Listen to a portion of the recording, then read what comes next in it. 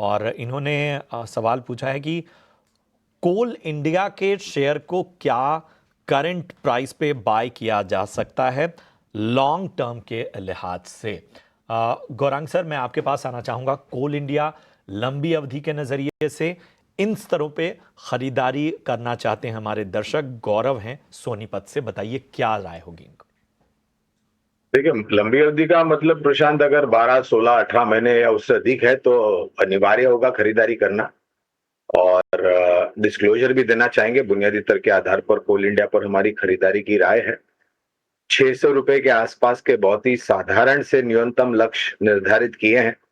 लेकिन जिस प्रकार से कोयले का उत्पादन बढ़ रहा है और कोयले की जो क्वालिटी बाहर निकल रही है वो भी काफी अच्छी है, जिससे इनको अपने ई ऑक्शन के द्वारा मुनाफा में जो रियलाइजेशन होता है वो भी अच्छा होता है। तो 600 रुपए के लक्ष्यांक के बुनियादी तर्क के आधार पर अगर नतीजे हमारी उम्मीद से बेहतर आएंगे तो उसको और भी परिवर्तन करेंगे ऊपर की तरफ। जुड़े हुए हैं यश राय। जी, यश, जी, हाय, नमस्कार। Good morning. कहाँ से बोल रहे हो?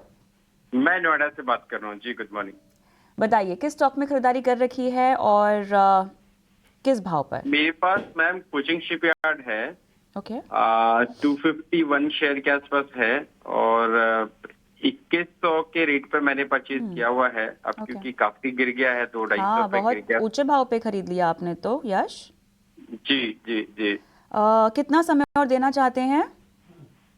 6-7 मंथ है अभी, मतलब इस पे 6-7 महीने और हैं क्या? ओके, चलिए।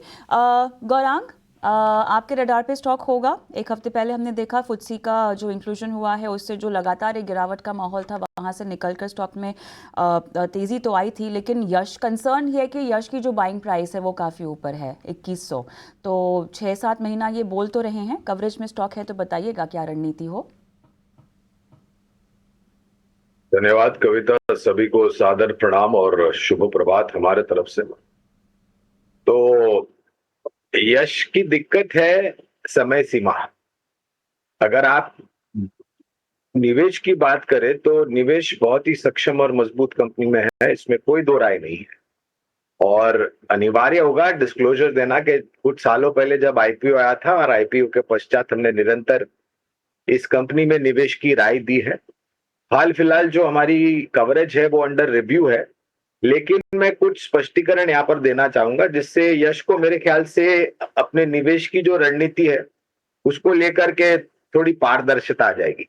तो यश, पहले तो अगर आप रक्षा क्षेत्र में निवेश करते हैं तो आपकी समय सीमा 6-7 महीने नहीं होनी चाहिए, बल्कि 3 से 5 साल होनी चाहिए। इसका कारण यह है कि इनके पास ऑर्डर बुक तो मजबूत है, कामकाजी भी बहुत अच्छा है, लेकिन जिस प्रकार की कॉम्प्लेक्स प्रोडक्ट्स बनाते हैं, हाई टेक्नोलॉजी प्रिसिशन प्रोडक्ट्स बनाते हैं, तो उस परिस्थिति में अगर 3-6 महीने में 7 महीने का अगर आप समय देते तो उसमें कोई बड़ा परिवर्तन होने वाला नहीं है जो परिस्थिति है उसमें।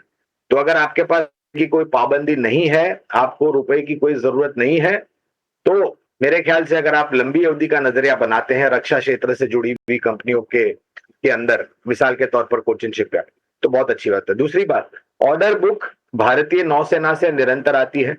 विदेशी कंपनियों से भी इनके पास जो समुद्री जहाज बनाने के लिए आते हैं, रिपेयर करने के लिए आए, वो भी अच्छी बात है। जो ड्राई डॉक फैसिलिटी है कविता कोचिन शिपयार्ड के पास डाउन साउथ यानी कि दक्षिण भारत में, वो Asia, south east Asia Pacific में मेरे ख्याल से सबसे बड़े ड्राई डॉक फैसिलिटी है जहां पर समुद्री जहाजों की मरम्मत की जाती है। तो कंपनी अच्छी है, भविष्य बहुत उज्जवल है। दिक्कत है इनके समय सीमा को लेकर के। अगर ये परिवर्तन कर लेते तो मेरे ख्याल से इनको अच्छा खासा मुनाफा हो सकता है। ये मैं विशेष रूप में टिप्पणी नहीं करूंगा क्योंकि हमारी कवरेज अंडर रिव्यू है, लेकिन कंपनी बहुत ही सक्षम और मजबूत। बिल्कुल।